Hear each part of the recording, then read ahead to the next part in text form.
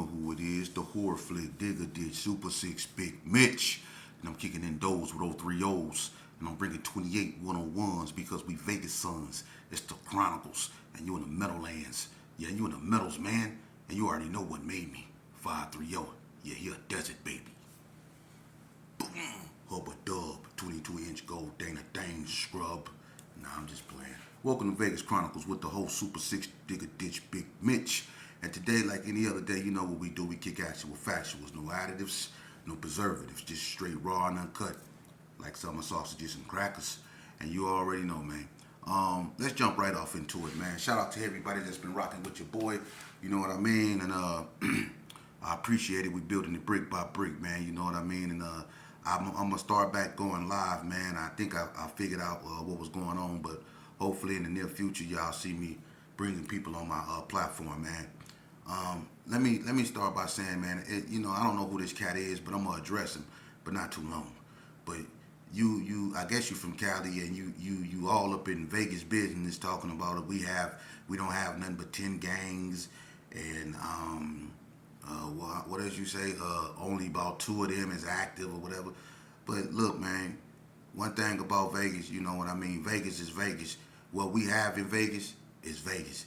I'm not finna go back and forth with nobody over what goes on up over here, because people from here, we know, we've been through it, you know. Now, the fact that you find time with all the gangs in California to pay attention to our small gangs, you know, we feel honored. But continue to do what you've been doing, which is watching, because obviously we're about something you like. We got your attention. But with that, I want to say God bless you, man, and kick rocks. Scram.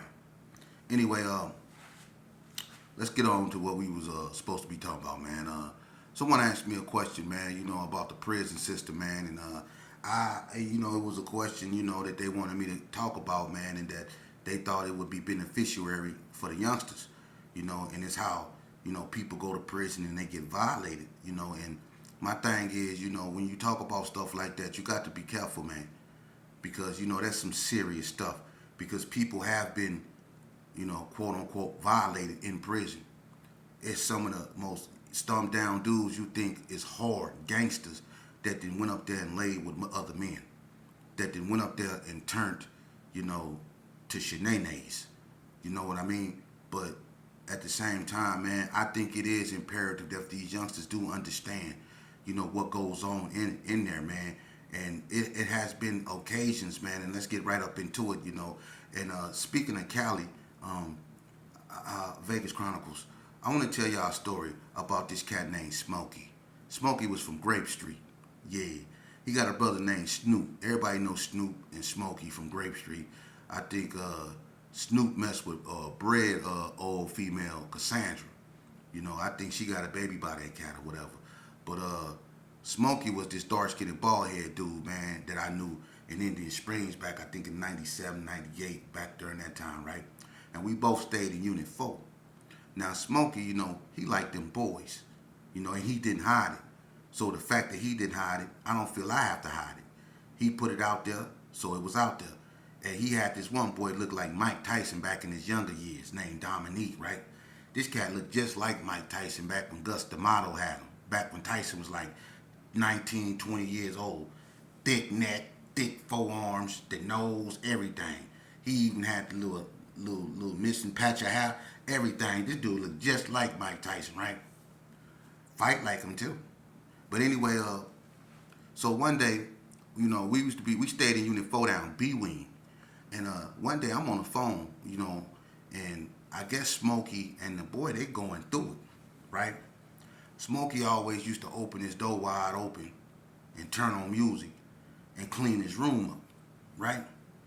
So I guess, you know, the boy used to always be laying in Smokey's bed when Smokey not even in his room.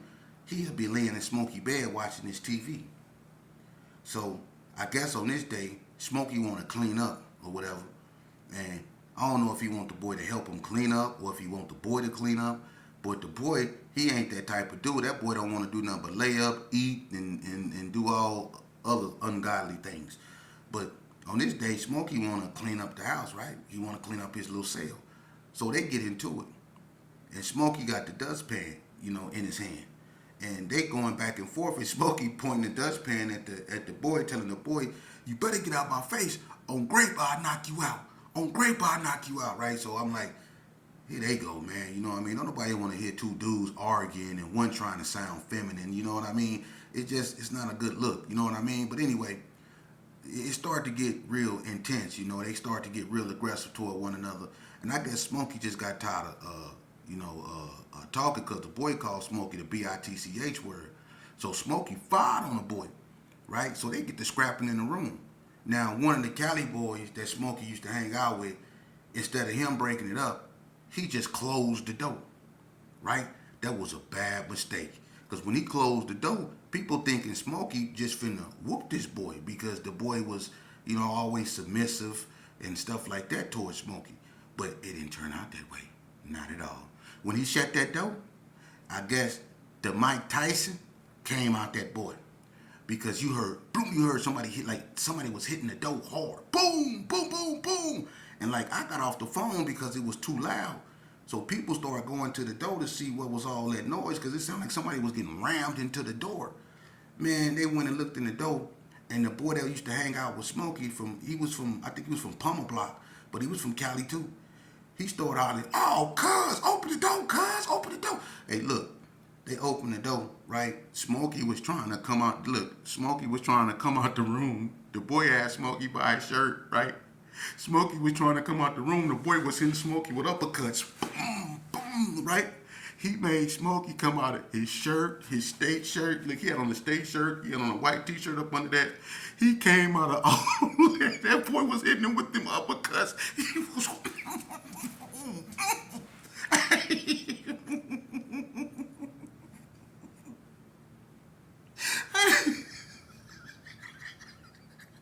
on grape.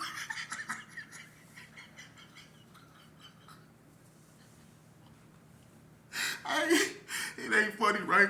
I ain't finna turn this into no laughing thing. And youngsters, this ain't funny, but the way he came out of his shirt, because that's the only way he could. They couldn't even get the boy up off of him. He had to come out of both of his shirts because that boy was with him.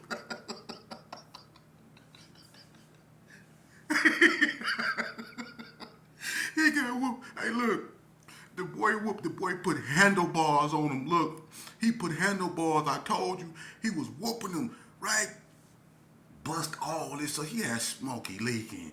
Smokey go run to the boy that he normally hang out with, the boy from Palmer Block, and tell him to go get the thing. Go get the thing. The boy knotting him up, though, man. It ain't funny, right?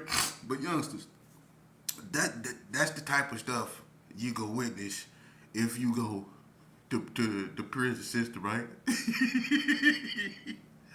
Hey, I don't care today. I don't care today. I don't care. Hey, look. Hey, look.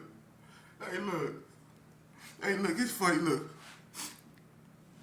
I'm gonna tell you, but look. It ain't just that, right?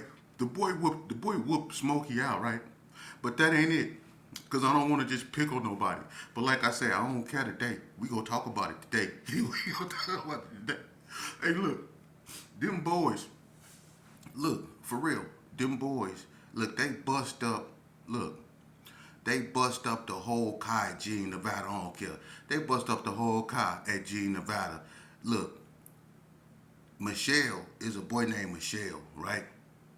And let's just say he was going with, a reputable Gerson, right? And there was another boy. He was white. His name was Star. And he was going with another reputable, right? Now, one of the reputables was messing with one of the other reputables' boys. And he found out. And they got into it, okay? And look, it's about 20, 25 G's on his yard, man.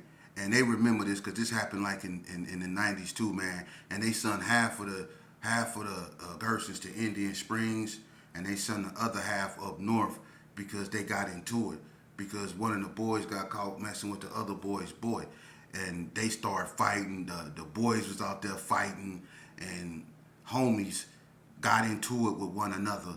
and had to be separated over them boys. Yeah, I didn't get into specifics because I don't want to embarrass nobody. But that happened. And a bunch of dudes came to Indian Springs. And you think that's embarrassing, man. Look, man, it's dudes that know what I'm talking about, man. Because when I went down to High Desert State Prison, it was so much of that going on when I came from Ely. I went to High Desert State Prison, and it was so much of that going on. They had them boys in the chapel fighting, man. Y'all remember Harold and Mama Love was in the chapel? Look, Mama Love weighed 400 pounds. His real name's Sean, but he weighed 400 pounds. And Harold, he built like Terrell Owens, like a rock. He looked like Randy Moss, got back arms and everything. He dropped Mother Love in the chapel. For real. They fighting over, I don't even want to go there, man. But youngsters, that's what go on in the prison system, man. And it ain't even just that. It gets even darker. Yeah, it get even darker because you got some boys that's flaming hot and know they flaming hot and infected other youngsters up in there. It's other youngsters from hoods that went up in there and became infected by them boys. For real. Them dudes will prey on you. If you got any weakness up in you, they'll exploit it. And they'll bring it out you. For real. And you got dudes up in there that straight bandits, man, that's known for being bandits, that'll set you up. Like if you come home and you see a box of donuts on your bed or a box of honey buns on your bed. When we was at NSP, that was a ritual that Big Pretty used to do. He'll put a box of honey buns or a box of something on your bed, and if you open them, he gonna come by and let you know that was him that put them on there, that put that on your bed. Big P, he gonna let you know this is something he used to do back in his L when he was younger. He don't do that no more. He an old man now, but back in the days, that's what he used to do. He used to put a box of honey buns, a box of donut sticks or something on your bed, and if you open that box, you owe him. And you can't pay him back in what he gave you. He don't want his honey buns back. You can't give him two boxes of honey buns back. You can't give him 3 boxes of honey buns back. If you open that box of honey buns, you belong to him. It's just like if you was at Ely Max and somebody slid a kite up under your door. If you open that kite, you win. Golden Circle was known for that. That's how they was recruiting people. They slide kites under your door. And if you open up the kite, you win. That's why anybody that's seasoned know if you go to a place like Ely and they slide a kite up under your door, you kick it off, you kick it back from up under your door. Because if you open it, you in. And if you open it and you say you're not in, then they put a green light on you, man, and that can cost you, you can be unalived. So Big Pretty was the same way. He used to put a box of donuts or honey buns on your bed. If you open it up, then ain't no giving it back. Ain't no paying him back. You belong to him, and he go get what he want. And I didn't seen him, look, it didn't matter where you was from. He didn't care,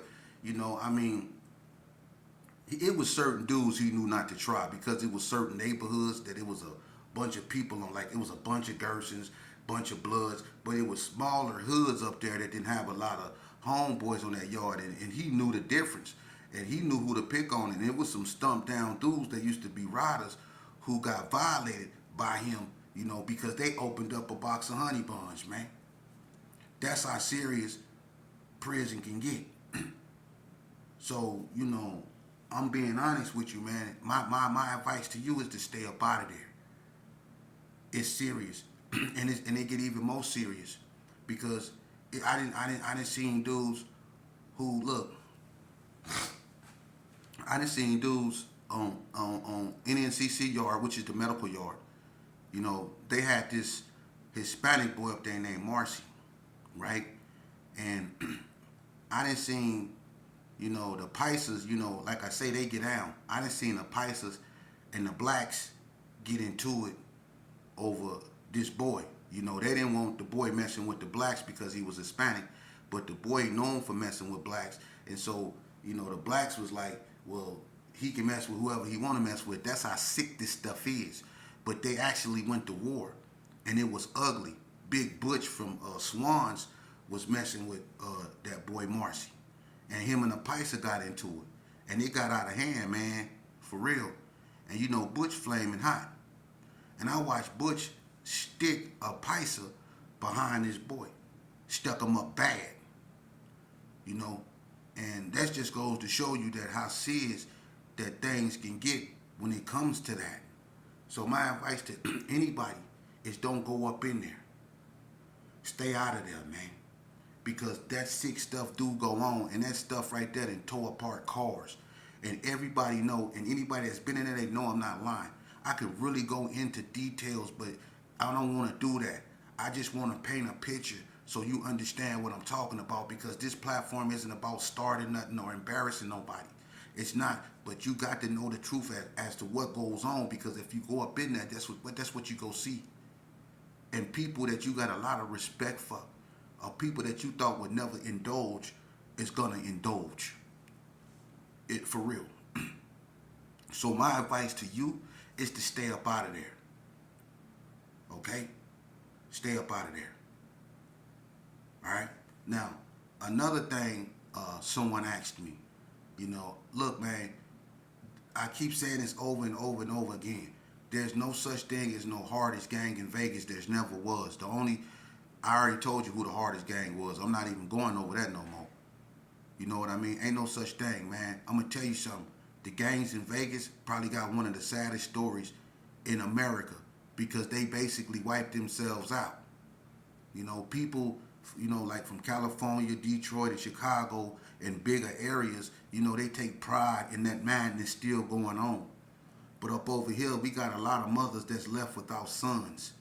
You know, I don't understand why people take so much pride, you know, in self-destruction. And then it's the crazy thing. You can see that why, you know, these people, they coming together, you know, the Pirus and the Crips, and you see that stuff is not going to work because they coming together as stuff that's already destroyed us. Why would you come together as something that destroyed our community?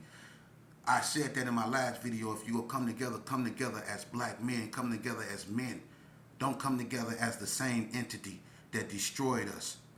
What a bunch of Pirus go come together and do. What a bunch of Crips go come together and do. What a bunch of Crips and Bloods ever came together and did good. Huh? What did they ever come together and do good? When did we ever come together and pick up the 40 ounces we threw on the ground? When did we ever come together and make it safe for people to cross the street? When have we ever came together and paint the spray paint up off the wall that we put on the wall? When have we ever came together and tried to fix what we tore down in our community? We never did that. We thought just because we came together and got drunk together and did drugs together that we brothers. That's exactly what's going to cause us to fall out. The same things that we indulging in.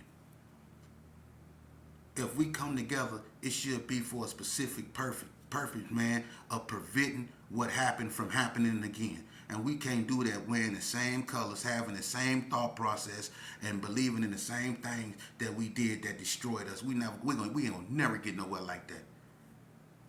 We ain't gonna never get nowhere like that, man. For real. And then we want to always blame stuff on other people because of the way our neighborhoods is and the lack of power and political power we have in our neighborhoods. We gave all that up because we be hating on each other. We refuse to see each other as equals. We refuse to see each other as brothers and sisters. We refuse to see each other as peoples. We see each other as ops. We see each other as enemies. And when one of us is actually doing good, we hate on that person. Instead of, you know, getting with him and asking him how he get on that lane so you can get on that lane, you know? But instead of doing that and sharing the lane with him, you'd rather take him out of his lane and replace him. And then you don't, most of the time, even want his lane. You just don't want him in that lane. You don't even want to take his place. You just don't want him in that place. That's the hate we harbor for one another. And that's a shame, man. That's a shame. That's a shame. That's a shame. We think everybody else hate us. We think everybody else can't stand us. But when we really look at it for what it is, we'll understand that we are our own worst haters. We are our own worst enemies. Don't nobody hate us more than we hate ourselves, man. And have nobody created more carnage amongst one another than we have ourselves, man. Who came in our neighborhood and did us the way we did ourselves in our own neighborhood? No one never came in our neighborhoods, not in Las Vegas. No one never came in our neighborhood and did anything to us.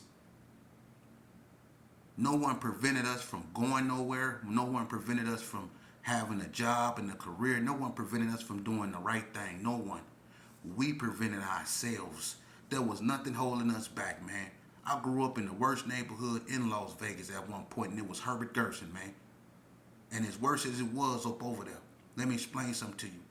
It was nobody holding us back, and no white sheets on no horses calling us the N-word. It was ourselves.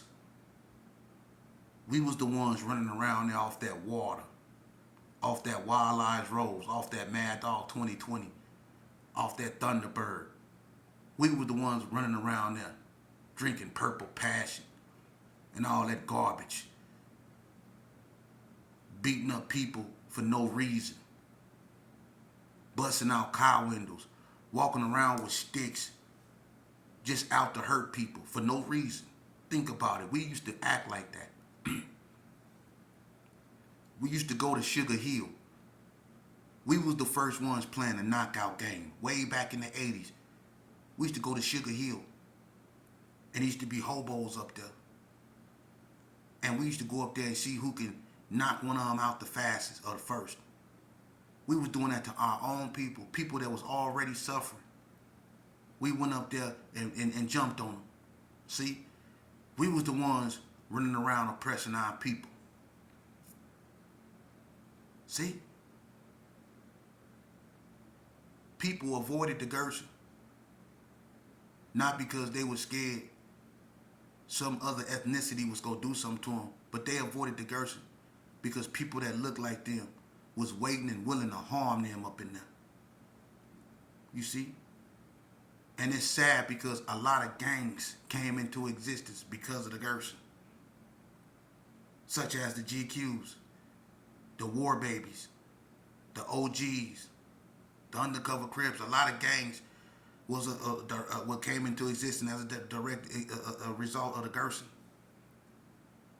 Because the Gerson was messing over a lot of people, man.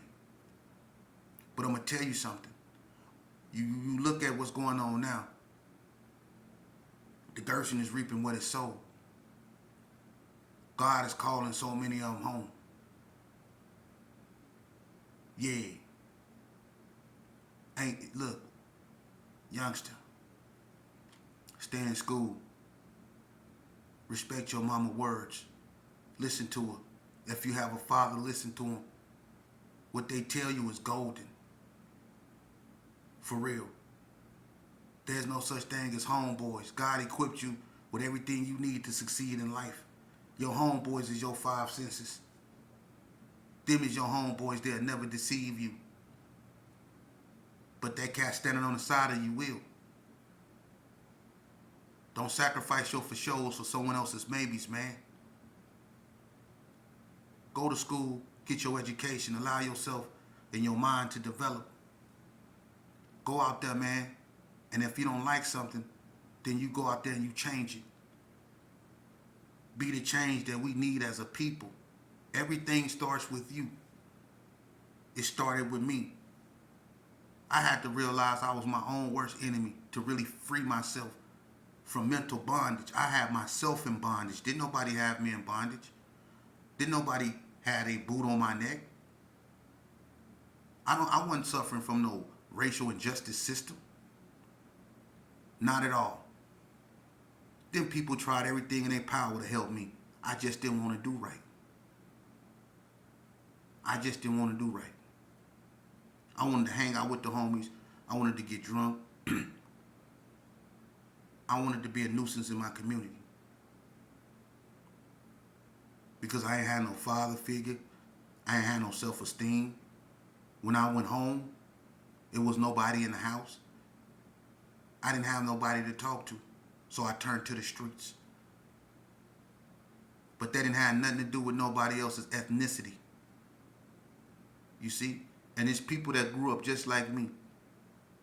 And they still decide to go the right route. And just because they didn't have nobody at home to talk to, or just because they didn't have no father figure, they still decide to do the right thing and go to school. And a bunch of them have families and big houses now. And they grew up just like me. So there ain't no excuse. Quit listening to people that's putting that poison in your ear and trying to make you feel like you're a victim. You're not a victim. Okay? You a man before you anything, and as a man, you're obligated to stand up. Protect your woman. Defend your community. Be a positive role model for the youth. That's what real men do. We don't care how people feel about us, man. It took me a long time to understand that. But the fact that I did is proof that God exists. God delivered me. That's why I'm sitting here talking to you. Now, I'm going to end this video on a good note. Stay in school. School is cool. Do what your moms tell you. If you got kids, take care of them. Get up out the streets. Ain't nothing up in there. You know? Love those that love you, but don't let love mess up your vision. And with that, God bless. Big Mitch from Super 6. See you tomorrow. To the end.